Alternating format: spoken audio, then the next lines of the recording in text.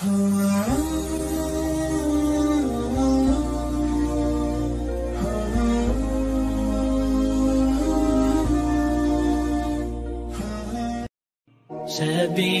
الدموع سبيل مريح تنهدى يا صاحي كي تستريح.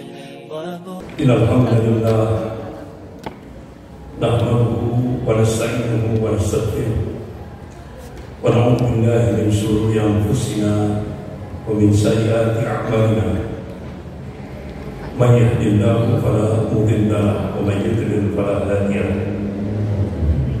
أشهد أن لا إله إلا الله وحده لا شريك له وأشهد أن محمدا عبده ورسوله. يا أيها الذين آمنوا اتقوا الله حق تقاته ولا تموتن إلا وأنتم مسلمون. يا أيها الناس اتقوا ربكم الذي خلقكم من نفس واحدة وخلق منها زوجها وبث منهما رجالا كثيرا ونساء واتقوا الله الذي تسألون به والأرحام إن الله كان عليكم رقيبا. يا أيها الذين آمنوا اتقوا الله وقولوا قولا سديدا يصلح لكم أعمالكم ويغفر لكم ذنوبكم ومن يطع الله ورسوله فقد فاز فوزا عظيما.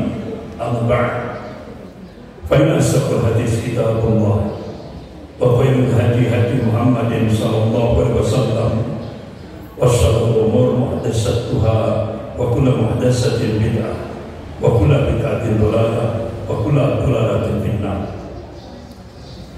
Ibu yang dimuliakan Allah, pagi ini kita membahas satu tema Al-Quran mengungkap makar Yahudi dan selamatkan negara kesatuan Republik Indonesia.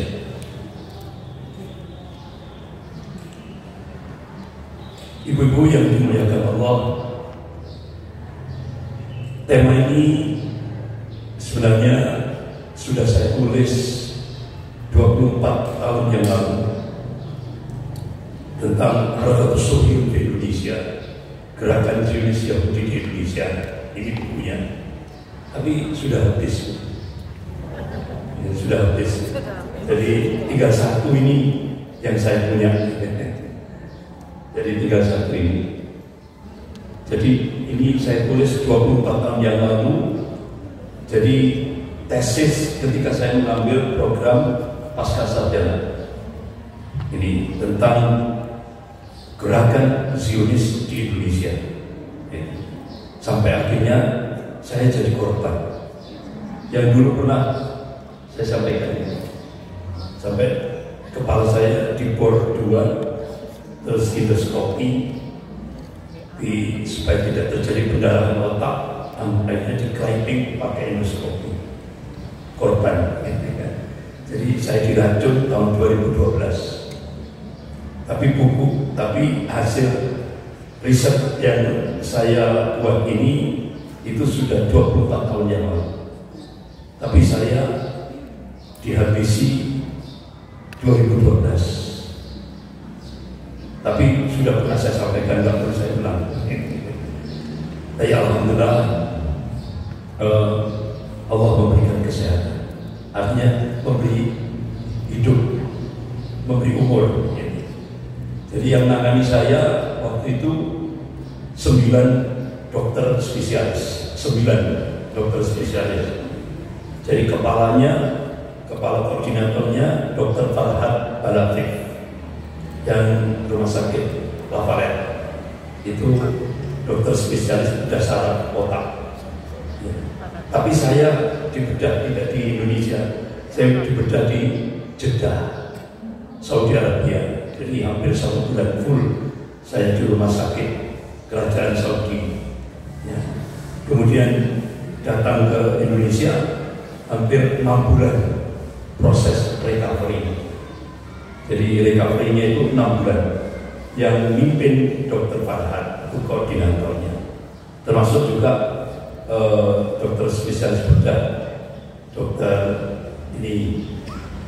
yang di Puncak Dieng, Martopo, Dokter Martopo, itu dokter spesialis wajah saraf senior di Malang.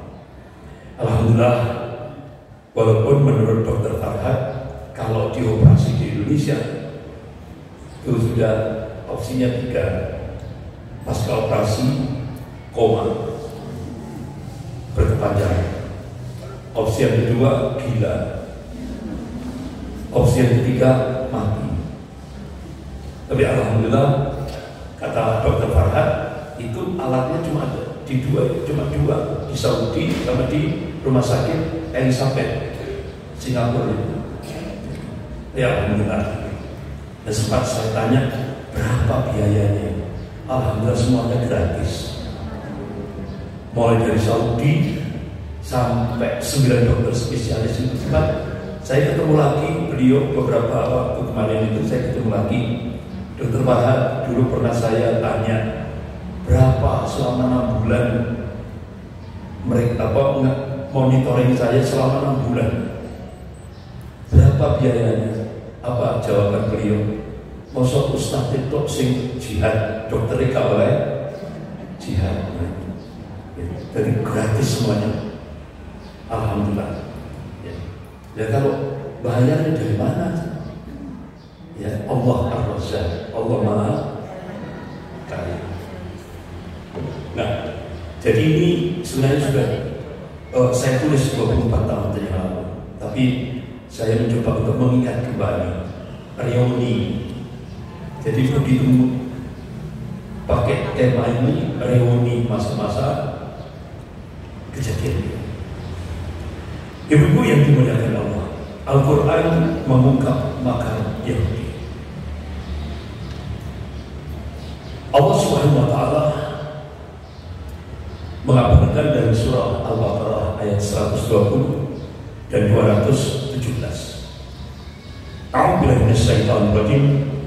Wa lan tarda anka al-yahudu wa lan nasara hatta tattabi'a millatahum.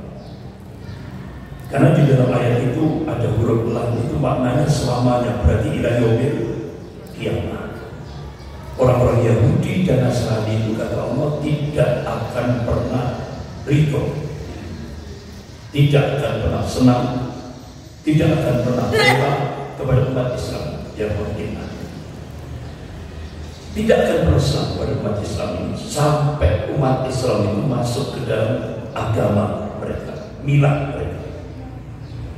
Wa yazarna yuqatilunakum hatta yamtukum an dinikum istaqam. Selamanya kata Allah, orang-orang Yahudi dan Nasrani tidak akan pernah berhenti. Yuqatilunakum kata Allah. Apa terjemahan yuqatilunakum? Memerangi umat Islam. Hatta yaruddukum an dinikum istaqam. Sampai umat Islam murtad dari agamanya. Seandainya mereka sama. Sampai seperti itu Allah kabarkan. Bahkan dalam surah Al-Ma'idah ayat 82, Al-Ma'idah ayat 82, Allah tegaskan, A'udzubillahi minasyaitonir rajim, la tajidanna asyaddan nas 'adawatan lil ladzina amanu yahuda wal ladzina asyraku. Sungguh kalian akan melihat, kalian akan menyaksikan orang-orang yang paling keras permusuhannya terhadap hamba-hamba Allah yang mukmin, kata Allah, al-Yahudi dan orang-orang musyrik. Nah, kira-kira apa yang dikabarkan Allah terjadi tidak sekarang? Terjadi kan? Bahkan sekarang seluruh dunia diperlihatkan oleh Allah bagaimana kebiadaban, kesadisan, kekejian bangsa Yahudi terhadap umat Islam di Gaza, Palestina. Sampai sekarang ini seluruh dunia, sehingga seluruh dunia demo. Padahal mereka itu agamanya Kristen, Katolik, ya, bahkan ada yang ateis juga. Dia bilang umat Islam Palestina. Karena apa? Hati nurani kemanusiaan muncul. Jadi sekarang seluruh dunia diperlihatkan oleh Allah bagaimana kebiadaban Yahudi.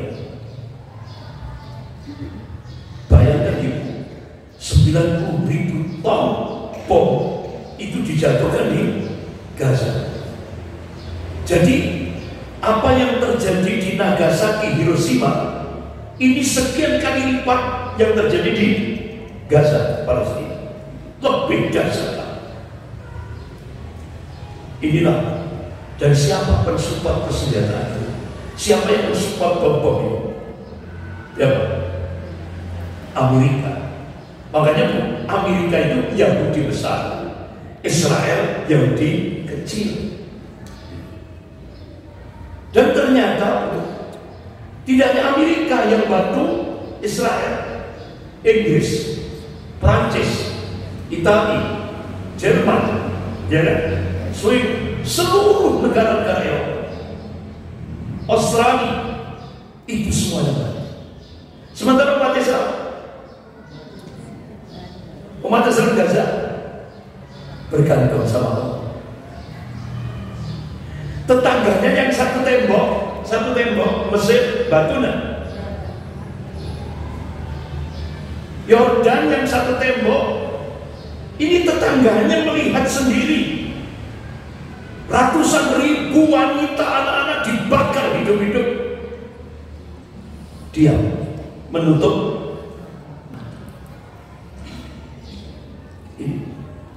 Pertanyaannya, kenapa itu bisa terjadi? Ini terjadi karena perjanjian Camp David yang dilakukan oleh Presiden Amerika Jimmy Carter waktu itu. Begitu tanda tangan, udah tidak boleh campur tangan masalah Palestina. Sehingga Saudi Arabia, Yordan, semua negara-negara tidak boleh, karena sudah tanda. Nah, kira-kira saya tanya, kira-kira umat Islam Palestina sudah mengibarkan bendera putih?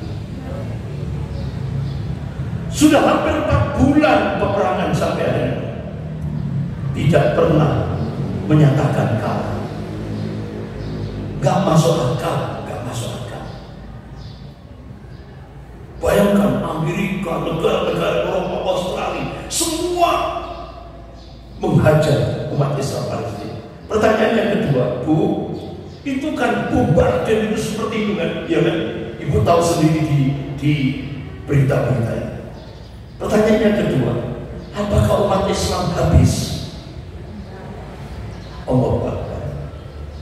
Kenapa itu bisa terjadi? Karena Rasulullah mohon pada Allah, ya Allah, jangan kau habiskan umatmu atas musuh-musuhnya. Dikabulkan oleh Allah. Sehingga di Palestina itu 1.500 mati syahid, Allah ganti 3.000 baru. Dan itu terjadi terus. Makanya ibu-ibu di Palestina beda dengan ibu-ibu di Malang. Beda. Ibu-ibu di Palestina itu sekali melahirkan 6, 7, 5. Allah Akbar. Loh, itu nyata itu. Nyata itu, Masya Allah, luar biasa. Nyata. Pertanyaan yang ketiga, apakah pernah wartawan-wartawan perang dunia menyatakan di Gaza, Palestina bau mayat? Padahal Bu, hampir 50.000 mayat itu masih belum bisa dievakuasi. Ya kan? Karena alat-alat evakuasi tidak ada. Jadi mayat kadang-kadang berserakan di mana-mana. Tapi Masya Allah, ini wartawan perang dunia datang ke sana. Yang saya bau ini bau minyak kasturi. Allah, tidak masuk. Bauan, Masya Allah, luar biasa. Inilah yang terjadi. Makanya kenapa orang-orang Palestina itu, kenapa gak mengungsi di perumahan, jangan bendungan-bendungan saja, kan aman gitu. Apa jawabannya? Alladzi barakna haula. Itu jawabannya. Surah Al-Isra ayat 1. Karena negeri kami ini negeri yang diberkahi oleh Allah. Kalau kami pindah ke jalan bendungan, mati. Kalau kami tetap di sana mati, lebih baik kami mati di tanah yang diberkahi oleh Allah. Itu pilihannya. Allah Akbar, luar biasa. Baca. Ibu-ibu yang dimuliakan, Rasulullah SAW dalam interaksi sosial dan kehidupan sosial, Rasulullah juga ingatkan umatnya. Kalau Rasulullah SAW, la tattabi'anna sunnana man kana qablakum sibran bi sibrin wa tira'an bi tira'in hatta law dakhalu juhra dabbin tabi'tumuhu qulna ya Rasulullah al-yahud wa nasara qala. Rasulullah memberikan warning kepada umatnya, peringatan, sungguh kalian akan mengikuti jejak-jejak orang-orang sebelum kalian. Siapa? Yahudi dan Nasrani. Setahap demi setahap, sejengkal demi sejengkal, hatta law dakhalu juhra dabbin. Sampai Rasulullah menggunakan bahasa kinayah, kiasan, perumpamaan, dabbin. Dabbin itu kalau di Timur Tengah itu seperti binatang biawak. Dia punya lubang di pasir. Artinya apa? Sampai orang lain masuk lubang biawak, kamu ngikut. Sahabat tanya, ya Rasulullah, qulna ya Rasulullah, al-yahud wa nasara, apakah yang kau maksudkan itu perilaku budaya orang-orang Yahudi dan Nasrani? Apa jawaban Rasulullah? Kalau siapa lagi kalau bukan mereka? Nah, artinya hadis ini bukan justifikasi, bukan pembenaran. Hadis yang saya sampaikan tadi itu warning, peringatan. Makanya kenapa Rasulullah memberi arahan konkret kepada umatnya. Kalau Rasulullah SAW, man tasabbaha biqaumin fahuwa minhum. Barang siapa niru satu kaum, maka dia termasuk kaum itu sendiri. Niru gak boleh secara global dalam agama kita. Tapi begitu kita potret umat Islam zaman now kekinian, ya Allah, tidak hanya niru, ittiba'ul kuffar, ngikuti orang kafir. Benar gak kira-kira? Ya Allah, benar. Biasanya kalau sudah peringatan ulang tahun, happy birthday to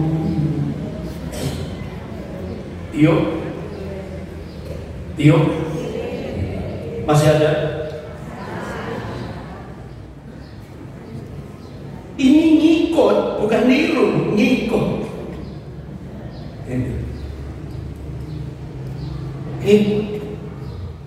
Loh, terus saya ditanya, Ustaz, gimana kalau kita memperingati kelahiran kita, ya benar-benar ada islamisasi lagi. Saya ajak anak cucu kami, menantu kami, saya ajak, ya kami masak-masak, terus kami berdoa supaya diberkahi umur kami. Kita berdoa, habis itu tasawuf. Boleh enggak gitu? Boleh ya. Tapi kalau ngikuti sampai tiup pilih, nyanyi-nyanyi, itu ngikuti, bukan ngikuti. Nah, ketika anak kita nikah, masih banyak yang tukar cincin. Itu ngikuti kan? Ngikuti orang kafir. Budaya Nasrani, tukar cincin. Akhirnya ada yang tanya, Ustaz, gimana kalau cincinnya kita ganti besi? Ya monggo, tidak apa-apa. Tapi ya mau apa yang mungkin di hadapan orang banyak cincinnya dari besi. Pernah terjadi? Gak pernah ternyata. Ya cincin itu masih dari. Padahal dalam aspek fikih, orang laki pakai cincin hukumnya cincin emas, hukumnya haram. Nah, pada saat pernikahan itu berapa pelanggaran agama yang kita lakukan? Astagfirullah. Ya. Berarti Bu, apa yang dikabarkan oleh Rasulullah 1446 tahun yang lalu terjadi sekarang? Terjadi. Kira-kira masih terus? Nah, masih terus. Dan yang saya tanyakan jamaah di sini Masih terus melanggar Rasulullah, melanggar Allah dan Rasulnya, kira-kira? Jangan, Bu. Kenapa? Dalam surah Al-Ahzab ayat 71 Allah berfirman, "A'udzubillahi minasyaitonir rajim. Wa may yuti'illaha wa rasulahu faqad faza fawzan 'azima." Barang siapa yang taat kepada Allah dan Rasulnya, maka sesungguhnya dia telah mendapatkan kemenangan yang besar. Kalau mufassir, ahli tafsir menafsirkan faqad faza fawzan 'azima, itu maknanya di dunia dimuliakan oleh Allah, di akhirat jannah, surganya Allah Subhanahu wa taala. Tapi syaratnya taat. Tidak ikuti orang kafir. Ini benar-benar bolak-balik ngaji, ya kan? Tapi pelanggaran diulang-ulang. Ya kan? Nah, ayo kita taat kepada Allah dan Rasul. Kita taat kepada Allah dan Rasul. Supaya apa? Supaya kita dimuliakan oleh Allah di dunia dan akhirat. Kembali ke materi. Bagaimana Yahudi ditinjau dari sisi historis, sejarah. Ibu-ibu yang dimuliakan, Yahudi itu adalah sebuah kata yang dialamatkan pada para pengikut syariat Taurat, yaitu Nabiullah Musa alaihissalam. Baik sebelum maupun setelah syariat tersebut terdistorsi atau mengalami penyimpangan. Dan sekarang dari sisi nasabnya, garis keturunannya, Yahudi itu tersambung hingga kepada Nabiullah Yakub alaihissalam. Nabiullah Yakub alaihissalam itu sering disebut Israel. Israel itu hamba Allah. Makanya kalau kita nyebut negara Israel itu jangan Israel, itu hamba Allah kan. Jadi yang Israel. Jadi kamu harus keluar begitu. Nah ini, dan bersambung lagi bin Ishaq alaihissalam bin Ibrahim alaihissalam. Jadi Nabiullah Ibrahim alaihissalam itu istri yang satu punya anak Ismail alaihissalam, yaitu Hajar. Cuma ada di Indonesia ditambahi Siti Hajar. Tapi kalau nama aslinya Hajar. Terus Nabiullah Ibrahim alaihissalam punya istri yang kedua namanya Sarah, punya anak namanya Ishak. Jadi ibu Ishak bin Ibrahim, ya kan? Jadi Yakub bin Ishak. Jadi Yahudi itu keturunan Ishak. Kalau kita Rasulullah keturunan Ismail alaihissalam. Jadi semuanya Abul Anbiya, bapaknya para nabi itu Nabiullah Ibrahim alaihissalam. Bahkan disebut dengan Khalilullah, kekasih Allah. Khalilullah, Nabiullah Ibrahim alaihissalam. Bapak tauhid itu Nabiullah Ibrahim alaihissalam. Sudah jelas, Bu? Jadi Yahudi garis keturunannya Ishak. Kalau kita Islam ini Ismail sampai Rasulullah SAW. Ibu-ibu yang dimuliakan, Syekh Mustafa Al-Maraghi, dia seorang mufassir, tafsirnya namanya Tafsir Al-Maraghi. Syekh Mustafa Al-Maraghi rahimahullah ini, beliau mencoba mencari ayat-ayat Al-Quran Karim yang mengungkap tentang karakter Yahudi.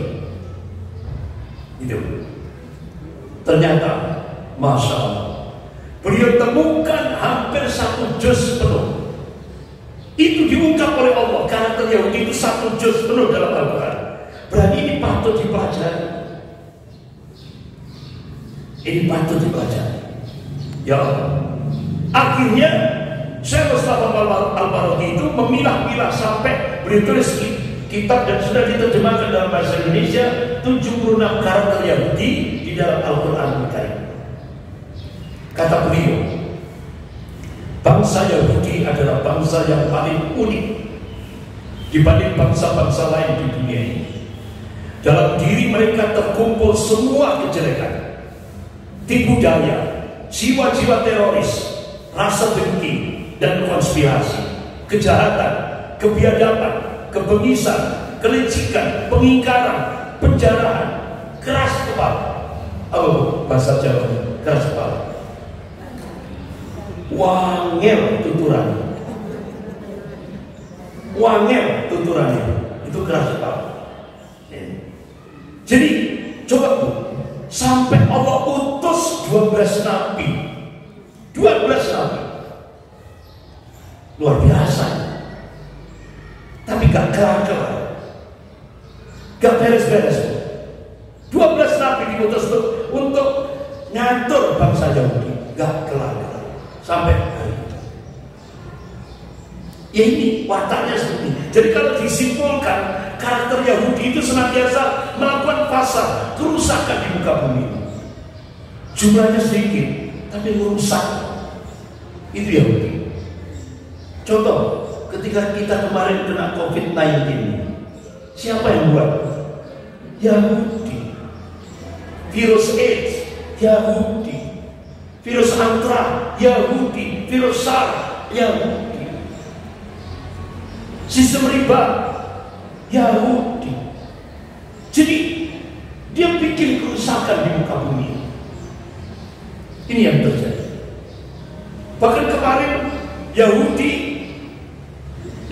akan ngirim lagi ke Indonesia virus yang lebih mematikan daripada COVID-19. Tapi mereka buat makan, tapi Allah balas makan mereka, dan Allah sebaik-baik membuat makan. Apapun, akhirnya Allah gerakkan badai torpedo yang ini, ya kan, hancur pabrik virus yang ada di Amerika. Sehingga akhirnya alhamdulillah umat Islam se-Indonesia selamat. Padahal Menteri Kesehatan sudah tanda tangan. Jadi Menteri Kesehatan kita sudah tanda tangan ridho untuk membunuh rakyatnya sendiri. Ridho. Ya Menteri Kesehatan kalau ditanya, ya nggak bisa berbuat apa-apa. Indonesia negara berkembang. Begitu dia, ayo tanda tangan. Kalau enggak, habis semua. Ya, ini Menteri Kesehatan sudah tanda tangan. Allah gagal. Ini virus yang lebih mematikan dari virus COVID-19 itu mau dimasukkan ke Indonesia bulan Juli kan? Gagal kan? Bulan Juli kemarin gagal. Allah turunkan badai. Akhirnya pabriknya ludes. Miliknya siapa itu? Orang yang terkaya saat dunia. Orang Yahudi yang paling kaya saat dunia. Siapa? Bill Gates.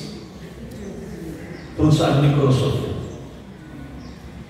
Jadi sempat ditanya oleh wartawan, bagaimana rencana Anda? Itu orang-orang tua yang ada di rumah sakit itu dimatikan semua. Jahat.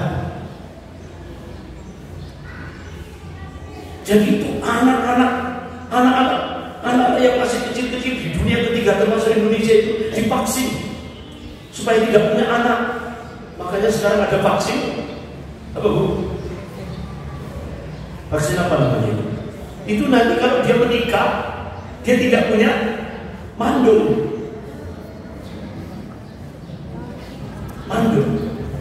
Ngerusak. Nah, Ibu tahu kemarin Presiden tanda tangan, ya kan, Presiden tanda tangan apa? Akan memberikan kondom gratis untuk anak-anak SMP dan SMA. Tanda tangan, kan rusak negara. Jadi anak-anak SMP sama SMA akan dapatkan gratisan kondom se-Indonesia, supaya remaja itu seks bebas tanpa nikah. Ini resmi ditandatangani oleh Presiden. Lu baru tahu tuh? Sudah tahu. Rusak. Ini yang terjadi. Paus Fransiskus yang kemarin datang ke Jakarta, ya kan? Jauh-jauh dari Vatikan, jauh-jauh dari Italia. Tujuannya apa? Supaya umat Islam di Indonesia ini mendukung LGBT. Tujuannya gitu loh. Supaya umat Islam Indonesia ini setuju kerusakan terjadi di Indonesia. Jadi supaya Indonesia mendukung LGBT. Nah kira-kira Bu, sudah ditandatangani apa belum undang-undang LGBT? Ya sudah Bu. Kenapa Bu sudah? Dapat mengamplop pimpin fulus. Berapa? Tahap pertama 500 juta US dollar, finishing 800 juta US dollar. Sehingga sekarang pelaku LGBT sudah masuk wilayah TNI Polri. Bahkan ternyata sekarang di Indonesia sudah Allah turunkan penyakit sarkoma karena dampak LGBT. Sarkoma itu seperti jamur, dia akan menggerogoti tubuh sampai 3 tulang mati. Bahkan sekarang Bu, pelaku-pelaku LGBT, ya Allah, ternyata banyak duburnya jebol,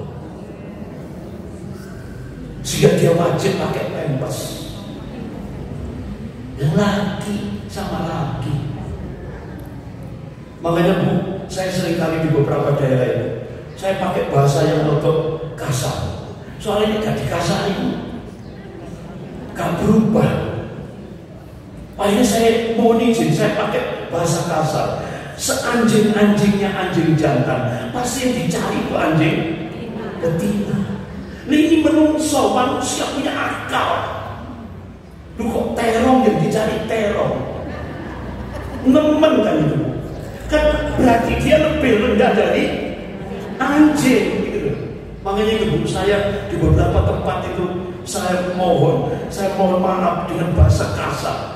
Karena ini sudah di Indonesia itu sudah terjadi ledakan. Makanya ibu kalau ada anak-anak yang serotok-rotok lembeng itu Bu, hati-hati Bu. Ya kan? Makanya sekarang Bu, banyak ibu-ibu yang rotok was-was. Kalau dulu kan was-was ibu anak perempuan. Sekarang ini banyak ibu-ibu yang was-was punya anak laki.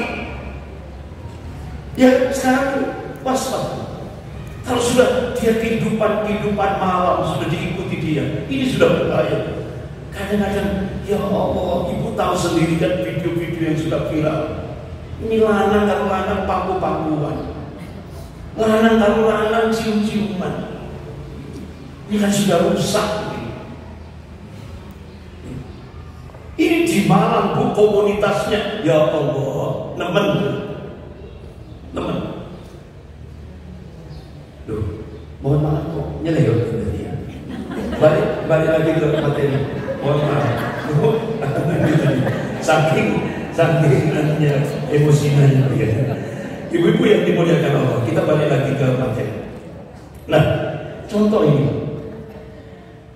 12 nabi diutus oleh Allah untuk membina Bani Israel. Allah utus Nabi Zakaria alaihissalam. Apa yang terjadi? Dibunuh sama orang-orang Yahudi. Tidak hanya dibunuh, Nabi Zakaria alaihissalam dicacak-cacak tubuhnya. Jadi ternyata mutilasi, potong-potong tubuh itu sudah terjadi sejak Nabi Zakaria alaihissalam. Pelakunya siapa? Yahudi. Nabi Zakaria. Kemudian Allah utus Nabi Musa alaihissalam. Ini coba. Ani'budullah, sembahlah Allah. Apa yang disembah? Sapi. Ini orang-orang Yahudi nyembah sapi betina. Diabadikan dalam Al-Quran Al-Baqarah.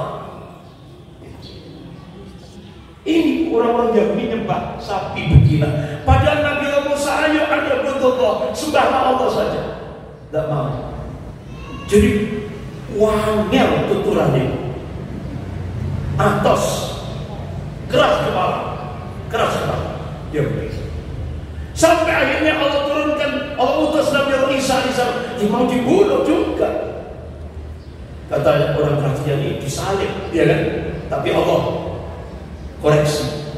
Yang disalib itu bukan Isa, tapi yang disalib itu muridnya Yudas Zakaria yang diserupakan Isa.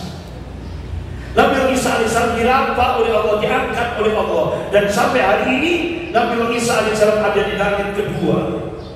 Rasulullah mengabarkan dalam kitab Sahih Muslim bab Alkitab Asal Saat, nanti ada dari 10 tanda Yaumil Qiyamah Kubra, salah satunya Allah turunkan Isa menjelang subuh. Di mana? Masjid Menara Putih, Masjid Al-Umawi. Itu kalau kita buka Google Map, sebelah timur kota Damaskus Suriah. Itu pasti akan terjadi. Sampai kata Rasulullah, Nabi Isa diminta untuk menjadi imam sholat subuh, beliau menolak. Beliau serahkan pada Khalifatullah Al-Mahdi, Imam Mahdi. Nah, ibu-ibu yang dimuliakan, bagaimana Yahudi ketika Rasulullah SAW hijrah? Ketika Rasulullah hijrah, bagaimana Yahudi? Ibu-ibu, coba kita lihat.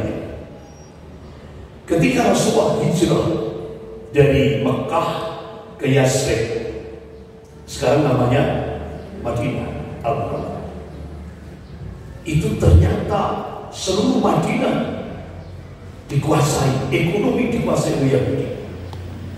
Bahkan pemukiman Yahudi itu tidak jauh dari Masjid Nabawi. Di sini ada pemukiman Yahudi Bani Quraidah. Di sini ada pemukiman kali ini Bani Qunayqa. Di sini pemukiman Bani Quraidah, Yahudi Bani Quraidah. Di sini pemukiman Yahudi Bani Nadir. Nah, ketika Rasulullah jadi kiaga, pemimpin kepala negara, Rasulullah tegakkan piagam Madinah. Kalau di Indonesia, ulama-ulama, 3 ulama kita, Kiai Haji Mudakir dari Muhammadiyah, Kiai Haji Wahid Hasim dari NU, Kiai Haji Agus Salim dari Serikat Islam, dipercaya 60 anggota Badan Pendidik Pusat Persiapan Kemerdekaan Indonesia diminta untuk menyusun dasar negara. Lahirlah piagam Jakarta. Pernah dengar piagam Jakarta? Jadi Indonesia itibak kepada Rasulullah.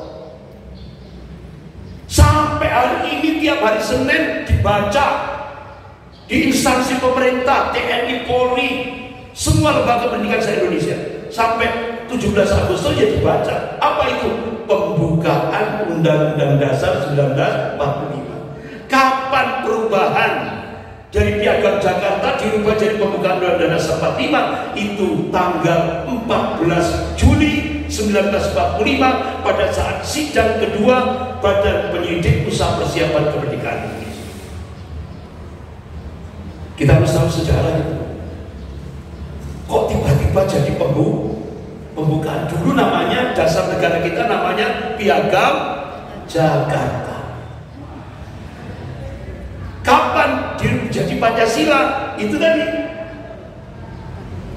14 Juli 1945. Disahkan tanggal 18 Agustus 1945. Jadi itu istihad ulama loh. Makanya Panglima TNI yang dulu Pak Jenderal Gatot Nurmantio, saham terbesar Indonesia itu adalah umat Islam. Pancasila itu hadiah umat Islam untuk Indonesia. Itu istihad ulama. Jelas Bu? Sejarahnya seperti itu. Tapi akhirnya ternyata setelah ditegakkan piagam Madinah, itu kembali lagi karakter Yahudi. Wangel tuturan.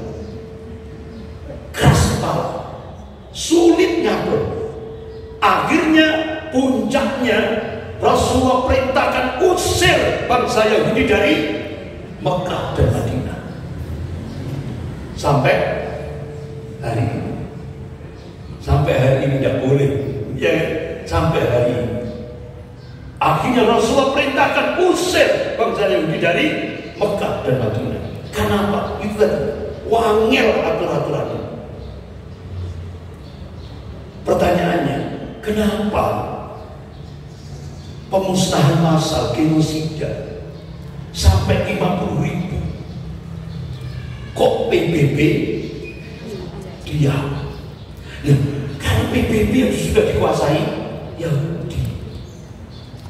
Bu, seluruh dunia ini sudah dikuasai Yahudi, termasuk Indonesia. Malah apa sudah dikuasai Yahudi? Lu sampun, Bu. Nanti kita bahas itu. Malah itu, Bu, Yahudi punya markas diresmikan tahun 1935. Ada yang sudah lahir 1935? Belum. Itu Yahudi sudah punya markas di Jalan Cermin nomor 16. Cermin nomor 16. Belakang gereja Katedral Jalan Ijen. Itu markasnya Yahudi. Kalau ibu buka Malang Tempo dulu, foto-foto Malang Tempo dulu akan kelihatan. Ada simbol Free Masonry Museum. Akhirnya 1962 Soekarno memberikan perintah sita aset-aset Yahudi seluruh Indonesia. Akhirnya markasnya Yahudi itu diserahkan gedung RRI. Gedung RRI dipindah di Jalan Panggung, sekarang jadi Hotel Salimar. Jelas, Bu? Itu sejarahnya. Nah, sekarang tempat ibadahnya orang Yahudi di mana? Depan Bank BTN, Jalan Irman, Adi Irman Suryani. Bank BTN. Kalau ke depan Optik Internasional, perempatan itu kan, Optik sebelah kiri kan Optik Internasional. Ke belakang Bank BTN. Depannya ada pertemuan elektronik. Disitulah tempat ibadahnya orang Yahudi. Makanya orang-orang Malang sih, ibu-ibu kita yang sepuh-sepuh di Malang itu mau kemana? Di belakang loji. Itulah tempat ibadahnya orang Yahudi. Nah, sekarang kuburannya di mana, Ustaz? Kuburannya itu di belakang pom bensin Sukun. Ada pom bensin Sukun, itu di belakangnya ada kuburan kan? Itu kuburannya orang Yahudi. Sekarang dipakai oleh orang Kristiani. Itu kuburannya orang Yahudi. Makanya ibu kalau masuk di situ ada nama orang Yahudi paling tua itu. Jadi pusat dunia ini sudah dikuasai Yahudi, tinggal satu yang belum dikuasai Yahudi. Akhirnya kita sekarang ini kan, kita selama ini nganggapnya Yahudi jajah Palestina, ya kan? Ternyata saat dunia ini sudah dijajah oleh Yahudi kecuali Palestina. Itu kebalikan ternyata. Ternyata itu kita salah persepsi. Yang mampu melakukan perlawanan terhadap Yahudi Palestina. Dan kita samina ibu-ibu yang dimuliakan Allah. Nah, sejarah Palestina. Tapi kalau sejarah Palestina nggak usah diungkap ya, kan sudah sering kan, nggak usah kita jelaskan. Nah, kalau kepingin rinci ibu-ibu bagaimana genosida, pemusnahan massal kaum muslimin di Palestina itu sudah terjadi sejak bulan Juli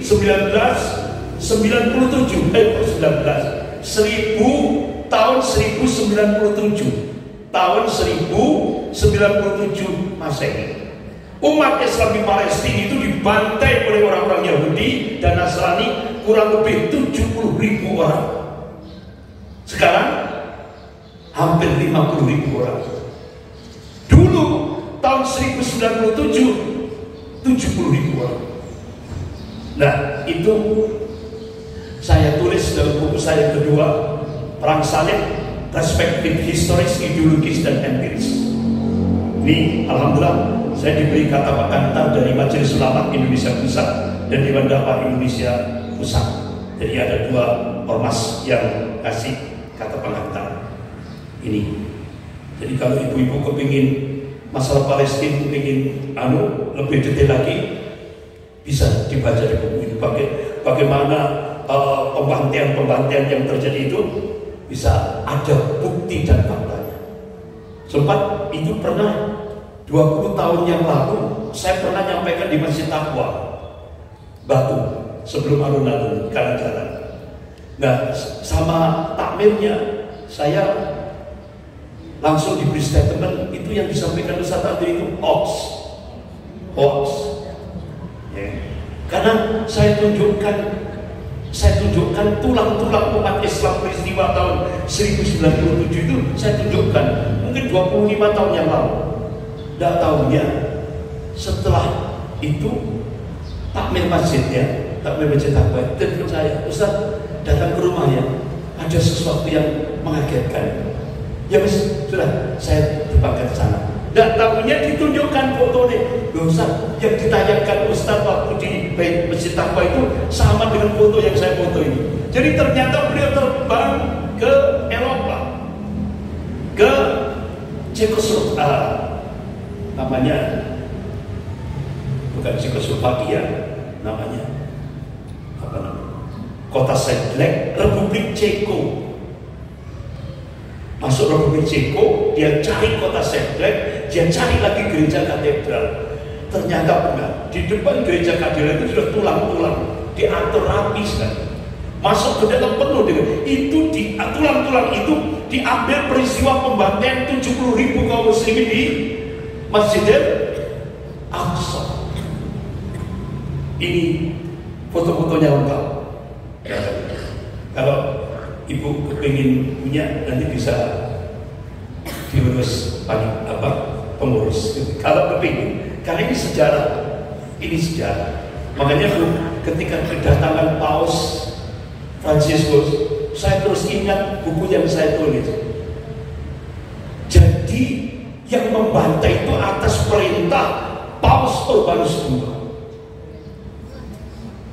Pada saat itu pusatnya di Kelimang, Prancis Selatan. Sekarang di Vatikan, Italia. Dulu pusatnya Katolik itu di Kelimang, Prancis Selatan. Jadi kolaborasi dengan bangsa Yahudi membantai 70.000 kaum muslimin di Masjidil Aqsa dan di sekitar Masjidil Aqsa. Itu terekam dalam sejarah. Ini sejarah Perang Salib 200 tahun. Jadi perangnya itu selama 200 tahun. Saya masukkan dalam satu buku. Ibu-ibu yang dimuliakan Allah, langsung kita loncat. Bagaimana gerakan Zionis Yahudi di Indonesia? Nah, ibu-ibu, gerakan Zionis Yahudi di Indonesia. Ternyata Yahudi masuk ke Indonesia tahun 1602. Yahudi masuk Palestina tahun 1920. Yahudi masuk ke Indonesia 1602. Berarti Yahudi lebih dulu masuk Indonesia. Jelas Bu? Jelas. Kenapa? Why? Kenapa? Para arkeolog dunia itu mengatakan Indonesia itu Atlantis yang hilang. Surga dunia itu Indonesia.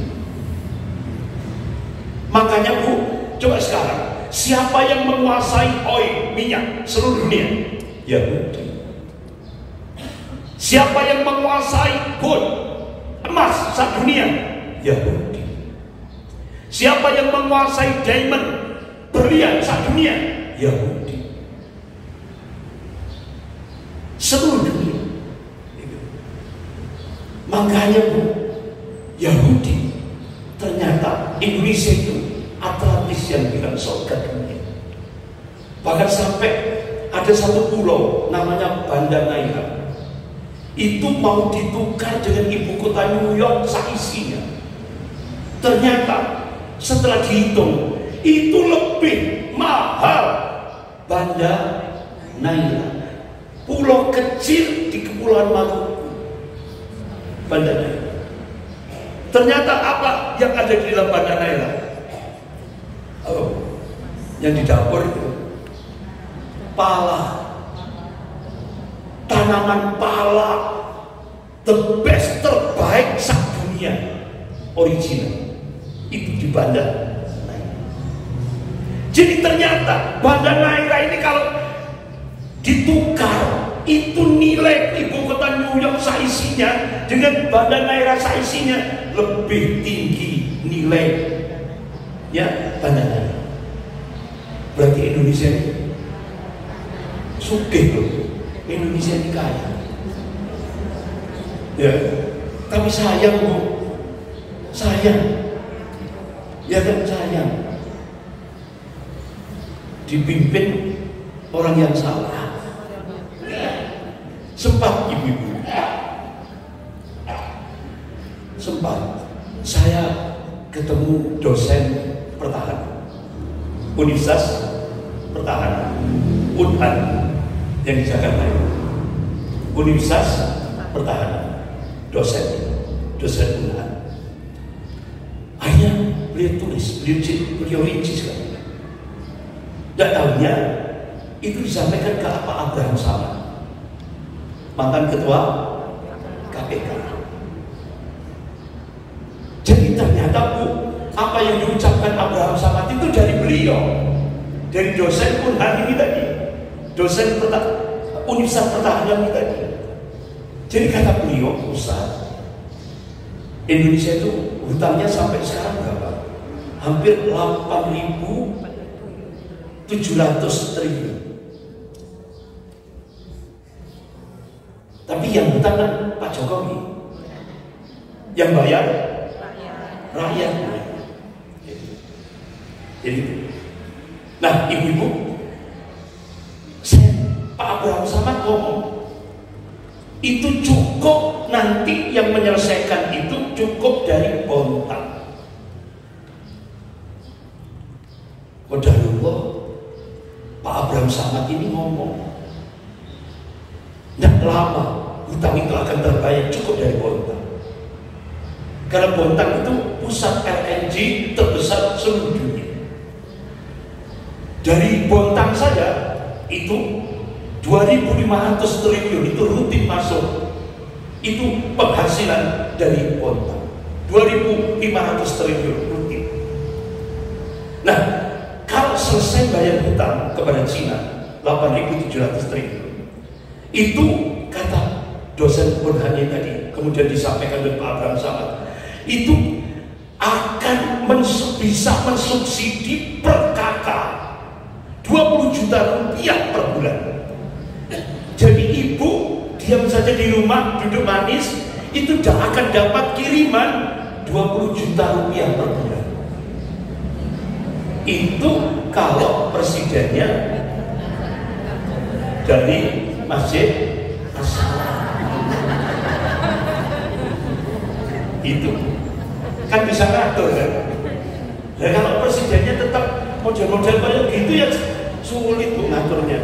Kalau presidennya dari Masjid As-Salam kan bisa ngatur, ya kan? Bisa ngatur sesuai dengan hitung-hitungan Pak dosen UNHAN tadi. Jadi ternyata bu, ya Allah, akhirnya qadarullah saya diundang LNG Bontang. Alhamdulillah, ini kesempatan emas bagi saya. Saya rutin bu diundang tiap bulan Ramadan, itu diundang rutin, kadang 10 hari. Jadi rutin sampai kadang-kadang khutbah Idul Fitri gitu. Rutin deh. Nah, qadarullah saya ketemu dengan Vice President LNG Bontang. Saya tanya, Pak, apa yang disampaikan Pak Abraham Samad itu benar kan? Benar, Ustaz. Terus kemana duitnya itu? 2.500 triliun. Terus kemana?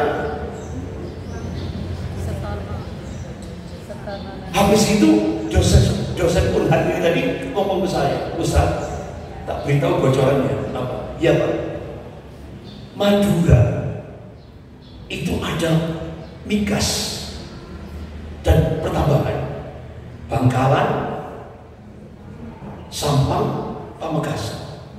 Itu per hari 3,5 triliun. Per hari loh, 3,5. Itu duitnya kemana? Sampai akhirnya saya amankan ke anggota, saya diundang ulama-ulama Madura. Saya sampaikan, sudah, kalau bisa ditangani lah gitu. Nah, akhirnya Bu, ya Allah, ternyata Bu, mafia. Jadi kalau para ulama-ulama ini mau masuk, ya siap dibunuh. Bunuhnya bukan coret,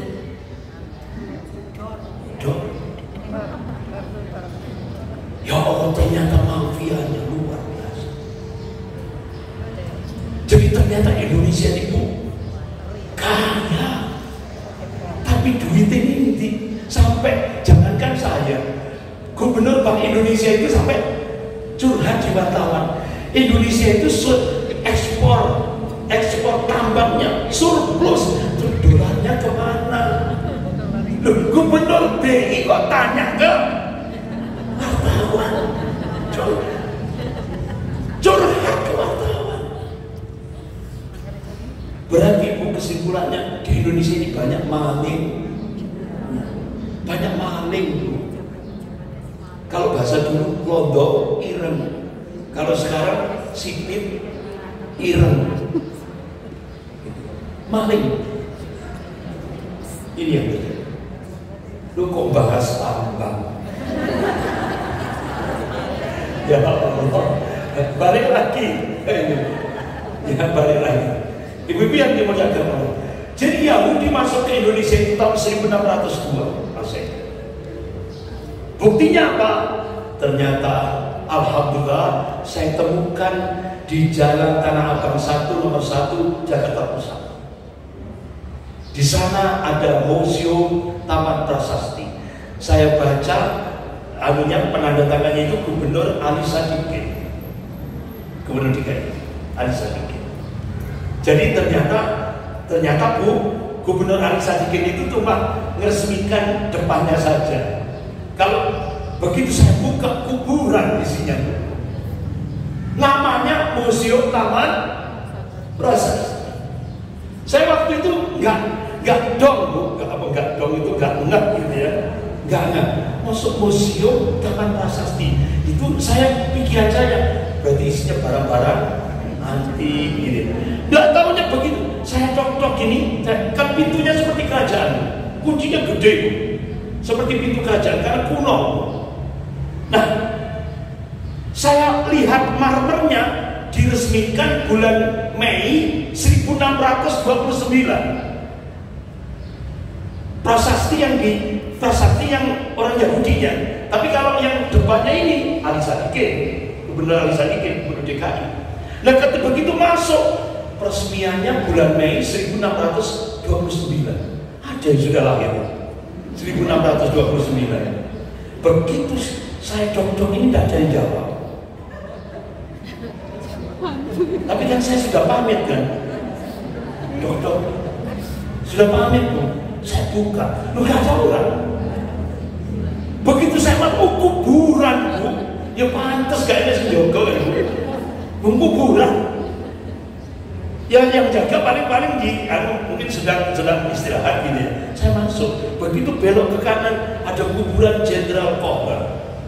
Saya buka literatur, ternyata Jenderal Kohler itu ditembak di depan Masjid Baitur Rahman Aceh Darussalam. Akhirnya saya terbang ke Aceh. Alhamdulillah sampai Aceh saya masih ingat. Saya masih punya teman imam tetap Masjid An-Nur Jagalan, namanya Ustaz Sahirul. Itu kan dari Aceh. Yang dulu Bu, yang imam tetap yang dulu Masjid An-Nur tembok Arab.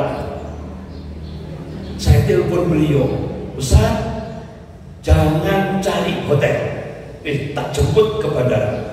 Jadi saya terbang ke Aceh langsung jemput beliau. Ternyata beliau istrinya dokter.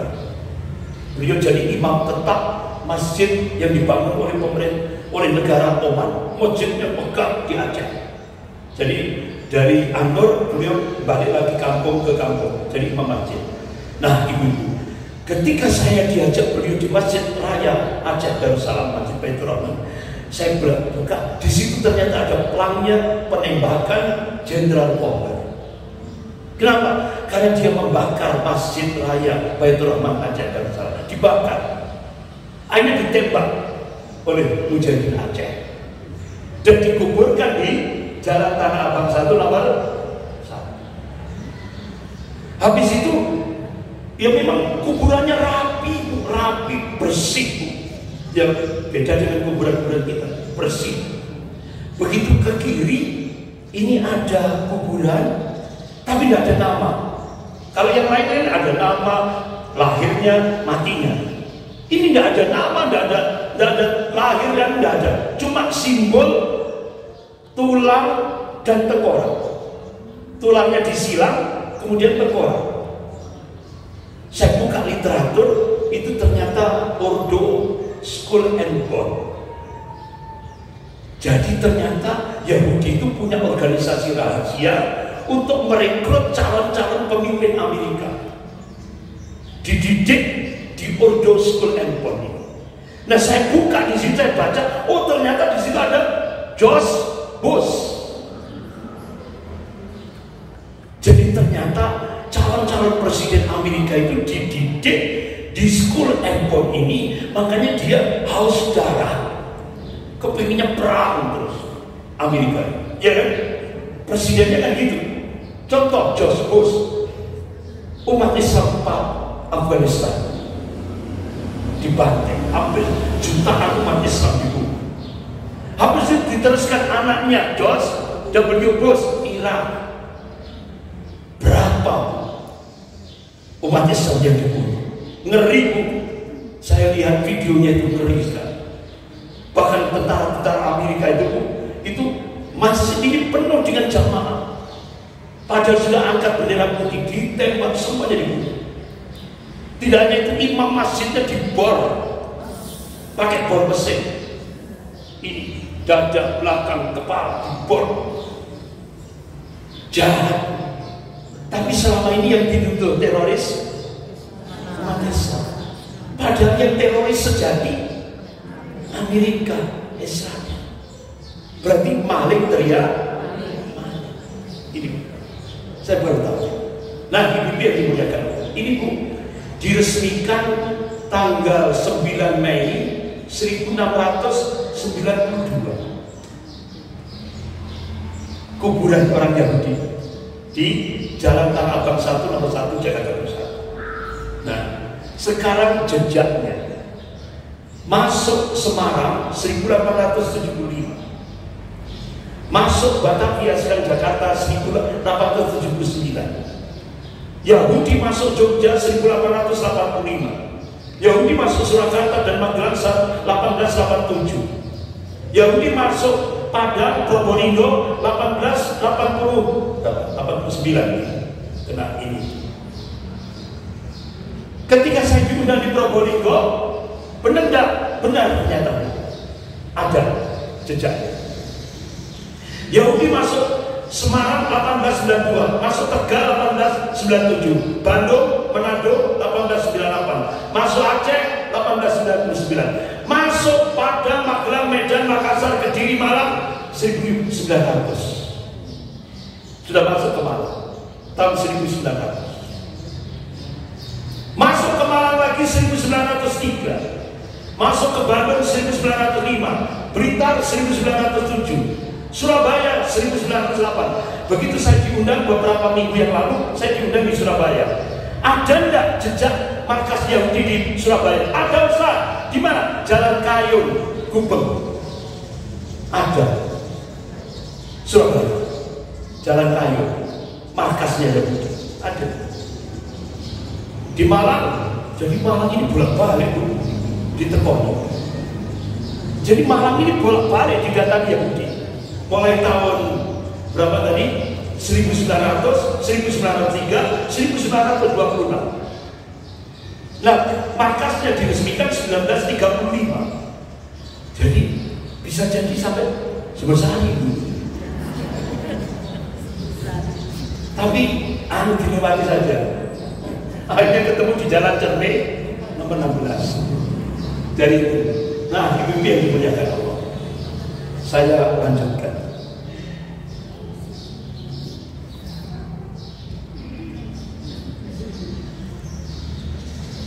Nah, ibu-ibu yang dimuliakan Allah. Ternyata Yahudi punya target.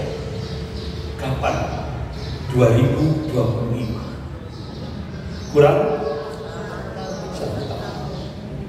Untuk 2 negara, Indonesia dan Pakistan. Siap-siap. Bukunya Pak Ustadz ini saya temukan di 2 buah buku. Buku yang pertama ini bahasa Rusia, tapi sudah diterjemahkan bahasa Indonesia. Judulnya Protocol of Zion, Blueprint Zionis Yahudi untuk Menguasai Bumi. Kemudian buku kedua berbahasa Inggris, Invisible Hand. Sudah diterjemahkan dalam bahasa Indonesia, Kendali Zionis Yahudi di Balik Konspirasi Dunia.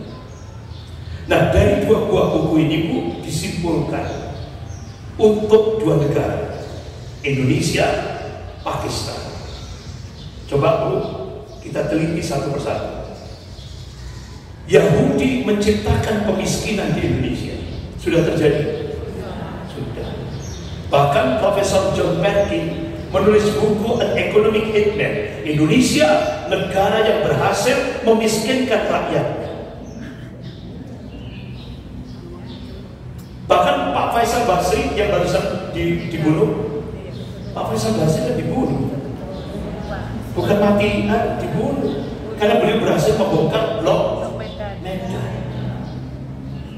Yang itu anak sama menantu, anak sama menantu. Tapi akhirnya Pak Faisal Basri dibunuh, muntah-muntah, malam setelah dari Medan muntah-muntah, besok langsung paginya meninggal.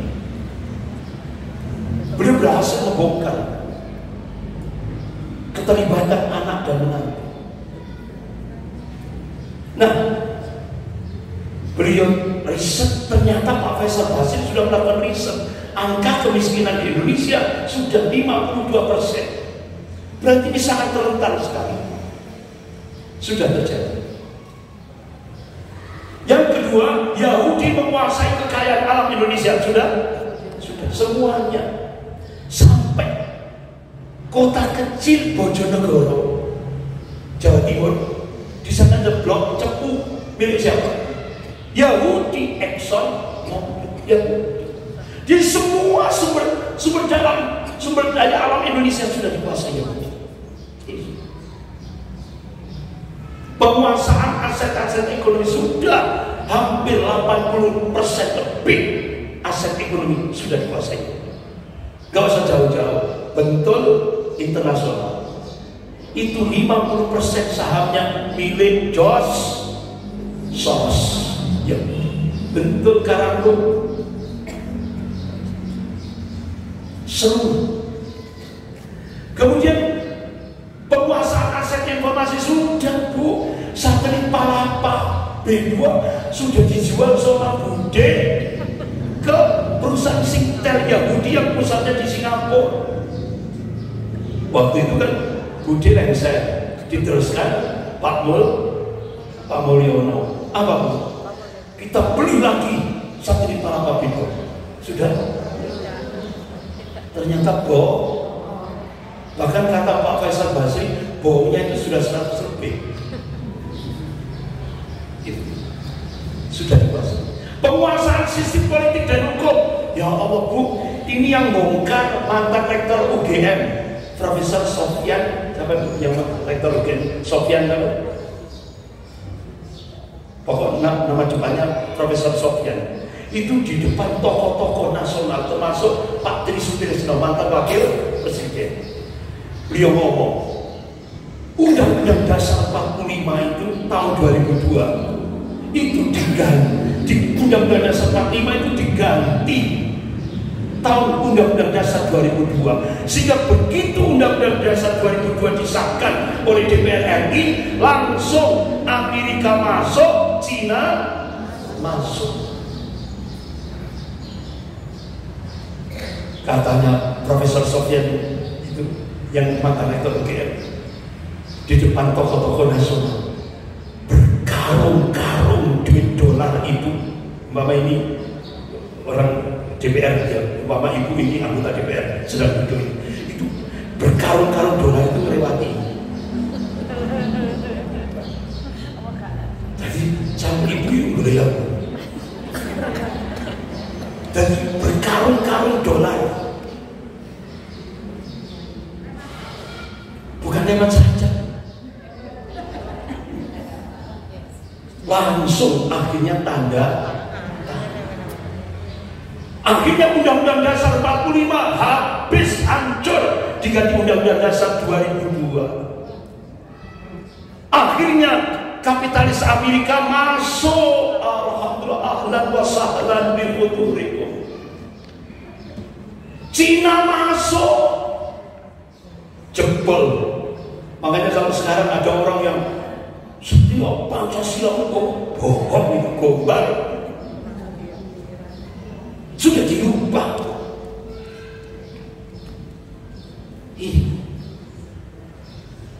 Bahkan sampai pasal saja itu satu kalimat itu dijual, itu ada nilai.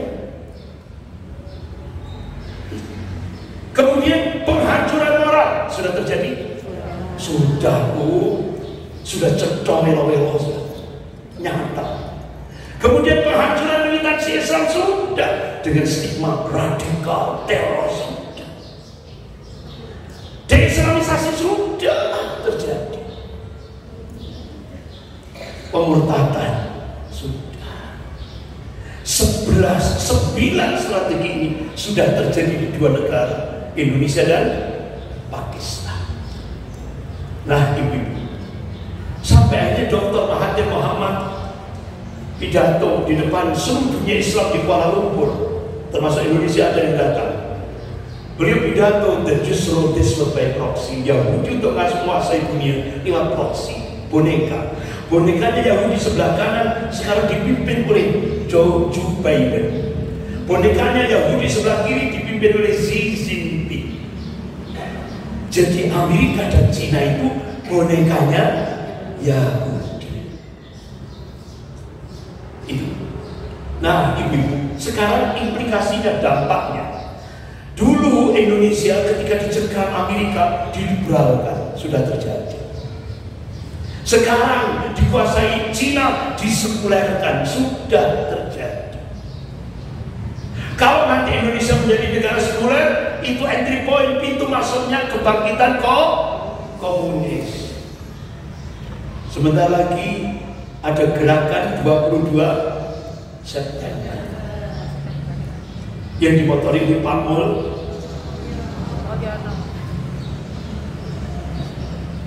Dan ke depan kalau ini tidak dicegah oleh umat Islam, mudah-mudahan Allah munculkan pemimpin yang bisa mengganjal ini. Apa? Kalau tidak diganjal, kita dipaksa akan menerima ateis seperti Muslim Uighur yang ada di Cina, Xinjiang. Ini. Nah, sekarang bagaimana Yahudi nerobos masuk akidah? Nah, ibu-ibu, ternyata Yahudi punya organisasi besar di Jakarta, namanya Live for All Foundation. Dimasukkan lewat pemerintah. Namanya apa? Kearifan budaya lokal. Sudah pernah dengar? Kearifan budaya lokal. Sehingga seluruh Indonesia termasuk Malang Raya harus wajib diadakan acara bersih desa, sedekah bumi, larung laut, bantengan. Sudah? Siapa pelopornya? Yahudi Live for All Foundation.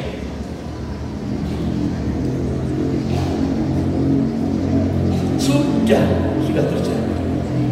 Saat Malang Raya itu saya dapat info sebelum acara bantengan dimulai, itu melibatkan anak-anak SD, SMP, SMA, suruh minum alkohol dulu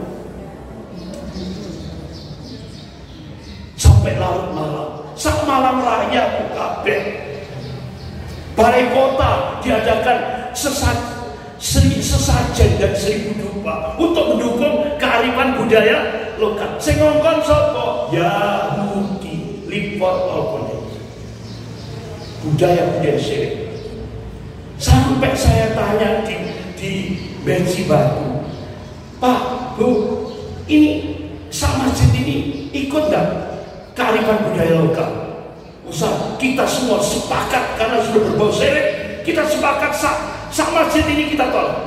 Terus apa reaksinya dari aparat? Kami didatangi oleh Pak RT, dikasih denda 200.000 rupiah karena tidak ikut acara bersih desa. Didenda 200.000 rupiah. Menurut Ustaz gimana? Ya lebih baik korban 200.000 daripada kita mengikuti acara syirik. Hapus sama kita, hapus yang kita bangun puluhan tahun. Nah, tidak hanya itu, Bu, Yahudi lewat organisasi CIA, Dinas Intelijen Rahasia Amerika Serikat, memperbanyak aliran-aliran sesat di Indonesia. Nah, alhamdulillah, Bu, ini belum jadi wakil presiden, Bu, jangan ditenang dulu. Ini belum jadi wakil presiden, beliau masih jadi ketua MUI. Alhamdulillah, saya diterima oleh beliau, Kiai Ma'ruf Amin. Saya sampaikan, di Indonesia sudah 300 aliran sesat. Yang ngaku nabi banyak, yang ngaku malaikat Jibril banyak, yang ngaku Tuhan banyak, bahkan yang hajinya di Gunung Kerinci banyak, bukan di Mekah, hajinya di Gunung Kerinci. Bahkan di Jawa Timur sholat loh, Bu, sholat mudah kabeh.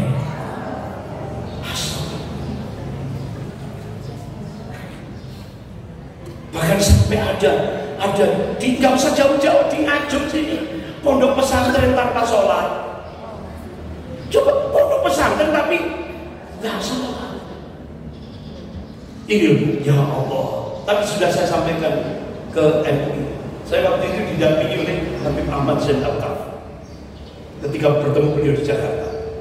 Nah, aspek ideologi, ibu-ibu. Ketika saya bertemu dengan Pak Amin Rais di Solo, kata Pak Amin Rais, Cina sekarang mengembangkan konsep Libensio, artinya dia ekspansi akan mencaplok Indonesia tahap demi tahap. Sudah terjadi? Sudah. Dengan proyek One Belt One Road. Dan akhirnya strategi Cina One Country Two System, satu negara dua sistem. Gak usah dibahas, mumet tambah sumpah. Nah, ternyata, Bu, begitu saya diundang ke Jakarta, waktu itu kaget, undangan, loh kok kau orang bawa HP disita sampainya, ya sebagai tamu yang mandek aja, ya wes. Sudah, saya masuk. Begitu masuk, tidak tahunya di depan saya Jenderal Purnawirawan Tiasno Sudarto, mantan Kasat. Sebelahnya ada Jenderal Purnawirawan Sunarko. Kemarin saya diundang lagi ke Gedung Juang 45, ya, Jakarta Pusat. Sebelahnya lagi ada Jenderal Purnawirawan Suharto, mantan Komandan Marinir. Sebelah lagi ada jenderal-jenderal saya nggak kenal namanya. Nah, sebelah kanan saya Kolonel Sugeng Waras, itu dari Kopassus. Nah, ibu-ibu, Ustaz, sekarang di Indonesia sudah terjadi 3 perang sekaligus. Dan kita kan tidak tahu. Ternyata kalau 3 peperangan, lawat ini seiso ngaji. Ya, ibu ke pasar Klojen, ya sering ketemu dengan saya. Ya, pasar Klojen, ya enak, gak ada yang ganggu. Dia ke pasar mana? Enak. Ya, nah ini. Tapi ternyata di Indonesia kata jenderal-jenderal ini 3 peperangan. Perang yang pertama itu perang asimetris. Cina akan mencengkram Indonesia. Perang yang kedua proxy war. Jadi menggunakan pengkhianat-pengkhianat bangsa untuk nyengkram Indonesia, untuk garong Indonesia lewat pengkhianat bangsa. Perang yang ketiga itu neo-cortex war, itu perang narasi. Dulu Panji Gumilang, sekarang mau dampet Gufron, Mama Gufron. Itu dijadikan garda depan untuk perang neo-cortex. Saya sampai nggak habis pikir, Bu, wong edan kok dipilih.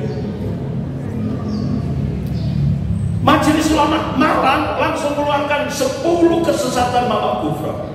Apa 10 kesesatan? Dia ngaku katanya bisa berbahasa semut.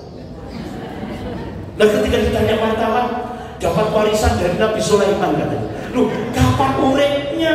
Hidupnya kapan kok bisa ketemu dengan Nabi? Loh itu loh kok dipercaya loh kok sama masyarakat, di backup oleh media mainstream seluruh Indonesia. Habis itu dia mengatakan dia bisa mencegah pertanyaan malaikat bukan langit ketika di kuburan. Bahkan dia mengatakan kalau malaikat tidak segera menurunkan hujan, dia labrak sampai terbang ke langit. Naik kapal ke langit itu. Loh, wong edan gini ini kok dipakai ini loh, Bu. Akhirnya saya kembali ke Joyoboyo. Ini zaman edan. Nek orang edan udah ketemu. Zaman edan. Itu Bu, perang neo-cortex. Nah, ibu-ibu. Nah sudah, ini tambah rumit. Aspek pemikiran. Dari aspek pemikiran ini lebih dasar. Ternyata Yahudi masukkan organisasi di Indonesia, The Foundation. Sejak tahun 70-an, Yahudi sudah masang organisasi untuk merusak pemikiran tokoh-tokoh Islam di Indonesia. Liberalisasi Islam. Semua diliberalkan, akidah, konsep wahyu, tafsir, syariat, semua diliberalkan. Biayanya jutaan US dollar. Nah, gak usah dibahas itu. Sekarang jangan aspek politik. Nah ternyata Kepala BAKIN, Badan Koordinasi Intelijen Negara, Letnan Jenderal Z. A. Maulana, beliau bikin buku judulnya, tulis buku Zionisme Gerakan Menaklukkan Dunia. Beliau ungkap tentang gerakan Zionis internasional yang masuk ke Indonesia. Setelah itu dia coba, ternyata kenapa Presiden Habibie itu kok digoncang lewat ekonomi oleh George Soros. Ternyata jawaban dari Letnan Jenderal Z. A. Maulana, Kepala BAKIN, ternyata Pak Habibie itu berhasil membangun 10 pesawat tercanggih pada masanya, dan itu diakui oleh dunia. Nah setelah itu ketika Pak Habibie jadi presiden, beliau bercita-cita ingin membangun pesawat militer dan senjata militer sendiri. Itu Bu, akhirnya tokoh Yahudi George Soros langsung hancurkan Habibie. Akhirnya dia undang tokoh-tokoh pengkhianat bangsa. Kemana pusatnya Yahudi Asia Tenggara? Singapura. Akhirnya digoncang Pak Habibie lewat ekonomi. $1 sampai 25.000 rupiah. Benar Bu? Akhirnya ibu-ibu, semua anggota DPR, langsung minta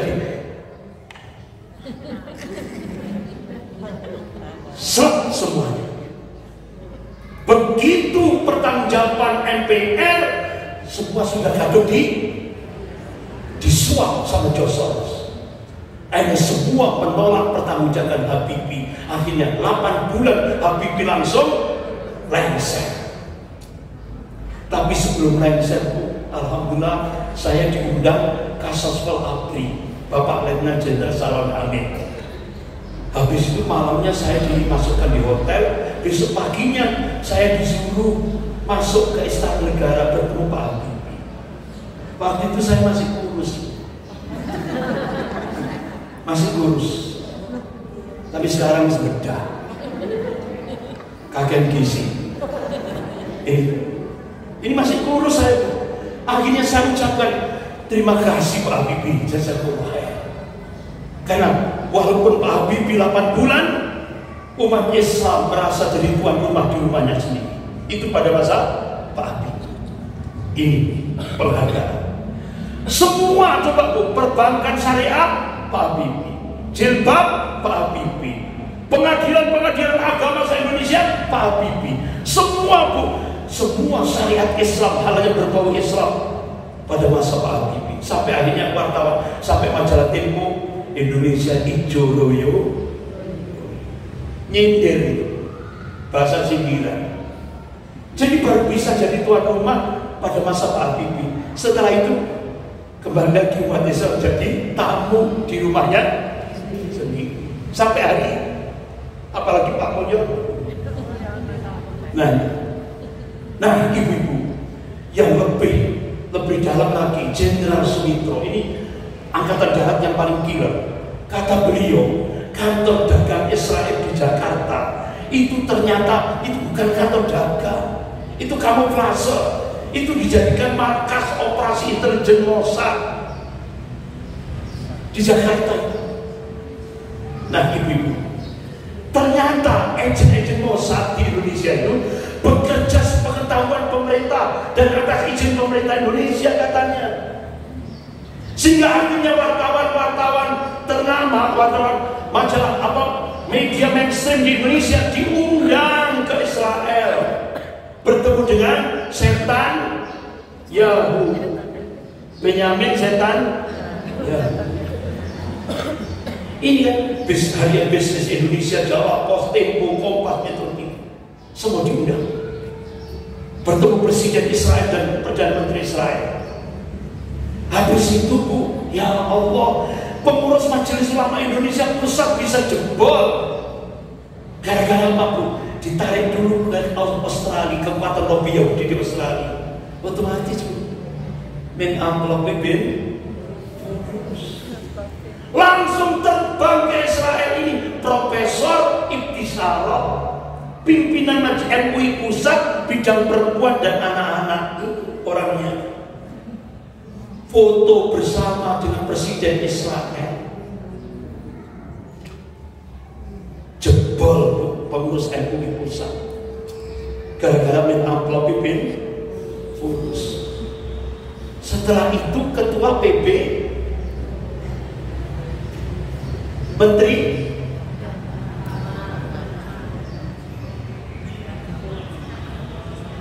ya jebol ini bertemu dengan Presiden Israel, Perdana Menteri Israel. Terakhir ibu-ibu cendekiawan NU baru saja geger itu.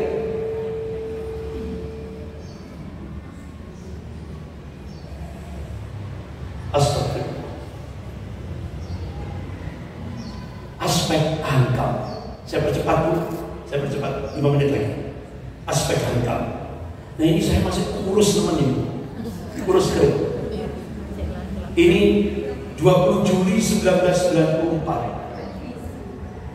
Alhamdulillah saya diterima Pangdam 5 Brawijaya, Mayor Jenderal Harsuhan.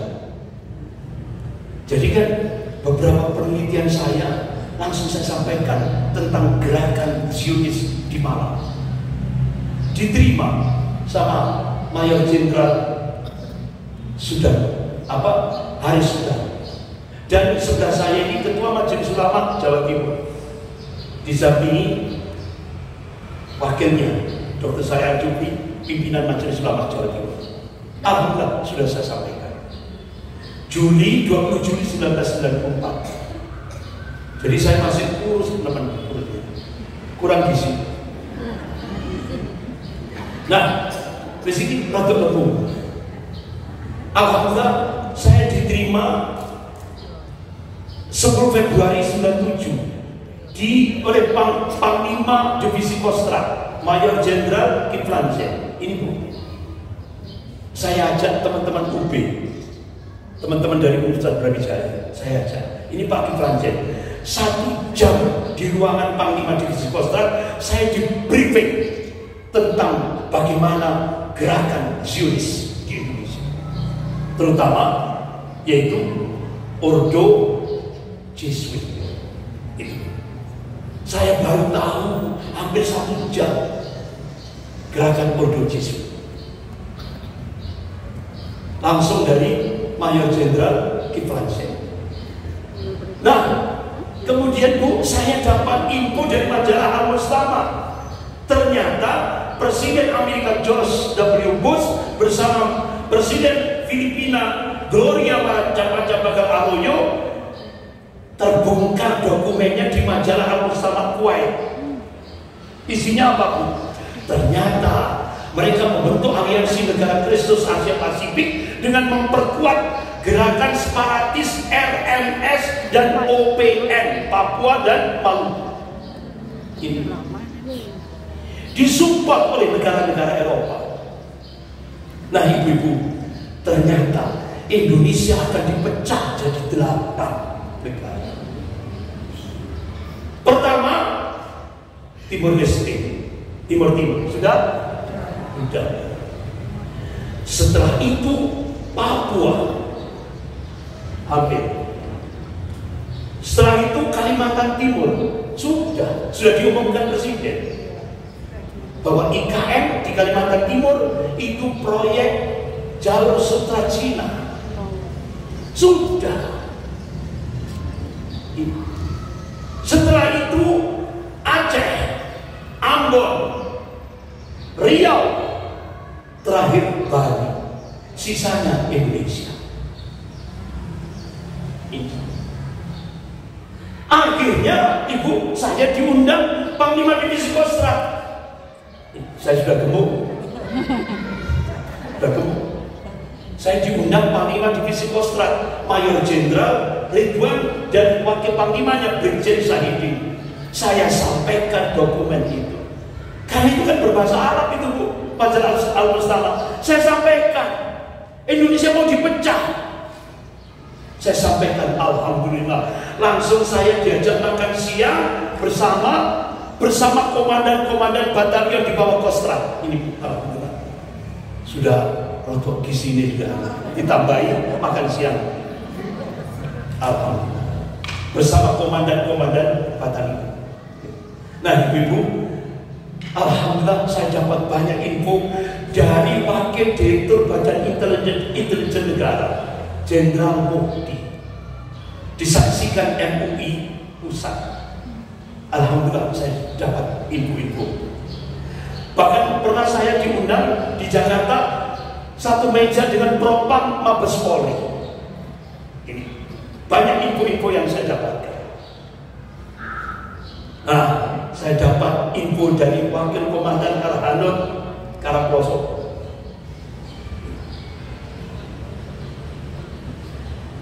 Bahkan terakhir dari Kodam Siliwangi.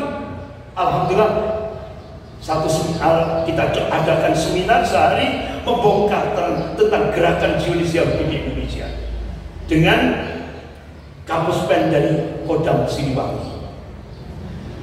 Terakhir beberapa bulan yang lalu saya dipanggil wakil mantan Panglima TNI Pak Jenderal Gatot Nurmantio. Ya ini yang sudah gemuk seperti ini. Di sebuah hotel bintang 5 di Surabaya. Terakhir saya diundang lagi sama beliau di Villa Prigen Pasuruan. Alhamdulillah saya mendapatkan banyak info-info, tapi saya tidak boleh nyampaikan ke publik. Itu rahasia negara. Rahasia negara. Sampai sekarang berkasnya tidak boleh. Itu untuk rahasia negara. Tapi yang penting saya sudah mendapatkan info. Nah, terakhir beberapa minggu kemarin saya diundang Mayor Jenderal Sunarko, Jenderal Sunarko, mantan Danjen Kopassus. Ini Bu, Gedung Juang ini kan Panglima Sudirman. Jadi saya baru tahu itu ketika diundang oleh beliau di Gedung Juang 45, ternyata ada mobil Presiden Soekarno, 3 mobil kepresidenan itu ditaruh di Museum Gedung Juang 45, ada di situ. Jadi itu kalau dijual sekarang yo mahal harganya, mobil kuno. Alhamdulillah saya dipanggil beliau di Jakarta baru saja beberapa minggu yang lalu. Ibu-ibu, ini yang sampai akhirnya saya jadi korban, aspek kesehatan. Jadi ternyata ibu-ibu Yahudi di Indonesia bikin program rahasia namanya Project LLS. Artinya apa? Kita mau dibunuh secara perlahan-lahan, dan itu dampaknya 40 tahun ke depan, 50 tahun ke depan. Lewat apa? Jalur makanan dan minuman. Dan itu oleh Henry Kissinger itu sudah digerakkan sejak 1974 lewat jalur makanan dan minuman. Nah, ibu-ibu, apa jalur makanan dan minuman itu?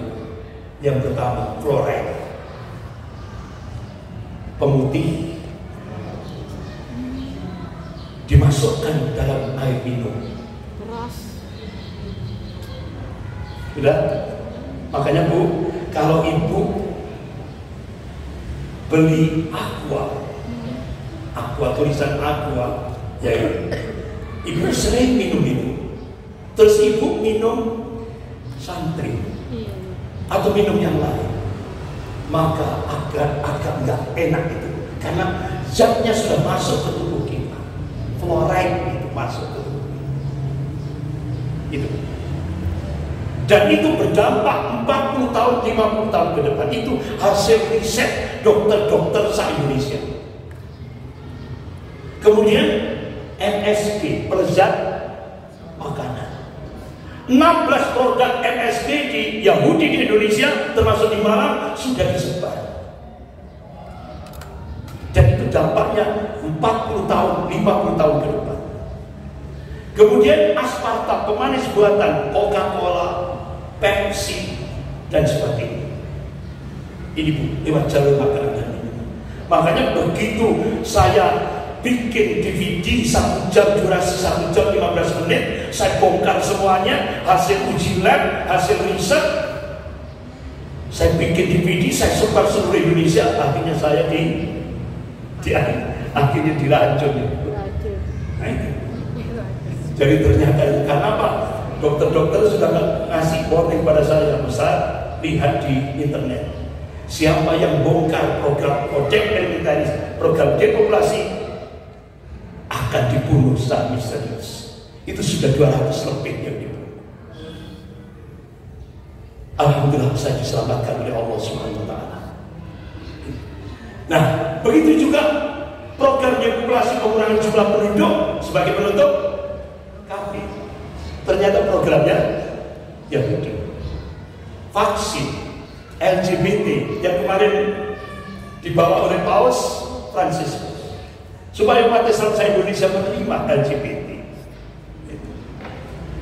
Kemudian virus AIDS, antraks, flu burung, SARS, corona, COVID-19 terus ini berkelanjutan. Dan nanti ke depan ya kita nanti akan dipasang chip. Iya. Kita dipaksa akan dipasang chip. Jadi mereka akan memonitoring kita.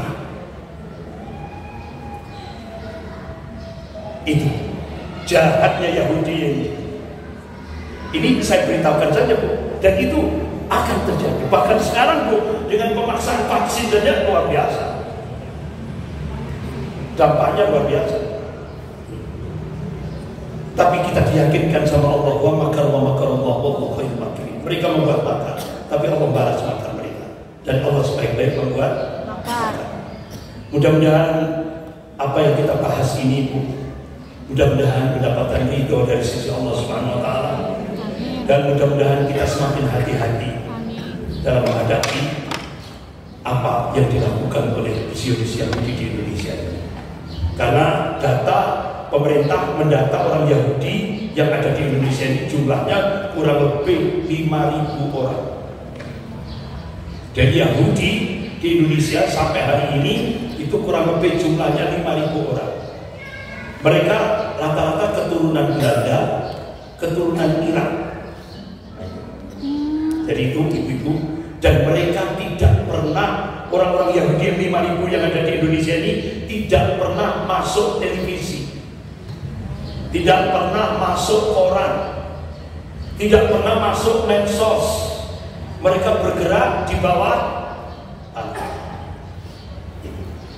Makanya tadi kan sudah saya sampaikan, mulai dari ujung rambut sampai ujung kaki kita disentuh. Tapi kita punya Allah. Yakinlah Allah akan melindungi kita. Dan ibu-ibu, terakhir tadi saya mengundang langsung ke Malang, yaitu Profesor Dr. Siti Fadila Supari. Saya undang ke Malang. Dan akhirnya ibu-ibu, saya tanya ke beliau. Beliau kan satu-satunya orang yang paling ditakuti oleh Yahudi. Beliau pakar virus, pakar vaksin. Beliau bahkan beliau bisa jebol itu yang Nano 2 yang ada di sebelah gedung percetakan keuangan negara. Itu geger, internasional geger. Akhirnya beliau diminta oleh beberapa tokoh-tokoh Yahudi Amerika minta supaya Pak SBY menjebloskan Bu Siti Fadila Supari ke penjara. Akhirnya Pak SBY memasukkan. Padahal beliau tidak salah, karena beliau pakar virus, pakar vaksin. Akhirnya setelah beliau bebas dari penjara, saya undang ke Malang, Bu Siti Fadila Supari, bagaimana kalau umat Islam sudah kadung vaksin? Karena beliau mengatakan jangan sekali-kali divaksin, kan itu penyakit, kata beliau. Ini pakar vaksin loh beliau, pakar virus beliau. Karena itu penyakit, jangan sekali-kali mau divaksin. Nah, akhirnya bagaimana umat Islam yang sudah kadung vaksin? Beliau memberikan jawaban, Ustaz, sampaikan kepada umat Islam yang sudah kadung vaksin, minum madu, minum habatus sauda, minum minyak zaitun, bekam syar'i. Itu insya Allah netral, akan netral. Saya biasanya Bu, saya minum madu 2 sendok pagi itu sebelum makan, minum madu 2 sendok, minum habatus sauda 1/3, minum minyak zaitun 2 sendok. Sudah bekam itu. Akhirnya Dr. Gary Piven dan Siti John konvensi pers di Brussels, Belgia. Apa isinya? Ternyata yang menggagalkan proyek Kodeks Elementaris yang tadi saya terangkan di Indonesia itu ternyata Tibun Nabawi, pengobatan ala Nabi. Jadi kan minum madu, habatus sauda, minyak zaitun, bekam syar'i, minum air zam-zam, makan korma, ya kan, sari korma dan sebagainya itu. Jadi itu ternyata bisa menggagalkan proyek Kodeks Elementaris. Akhirnya Dr. Gary Piven, Siti John di Brussels, Belgia mengumumkan Tibun Nabawi itu teroris. Marah karena gagal. Jadi sekarang kita minum madu, teroris. Minum habatus sauda, teroris. Minum minyak zaitun, teroris. Bekam, teroris. Tidak apa-apa. Mereka marah, gagal proyeknya. Padahal mereka ingin membunuh umat Islam itu secara pelan 40 tahun yang akan datang, 50 tahun yang akan datang. Sekian, mohon maaf agak panjang sampai hampir jam 10 ya. Kita akhiri dengan doa kafaratul majelis. Subhanakallahumma wa bihamdika asyhadu an la ilaha illa anta astaghfiruka wa atubu ilaik. Wabillahi taufiq wal hidayah. Wassalamualaikum warahmatullahi wabarakatuh. والإسلام ديني ومحمدا رسول الله.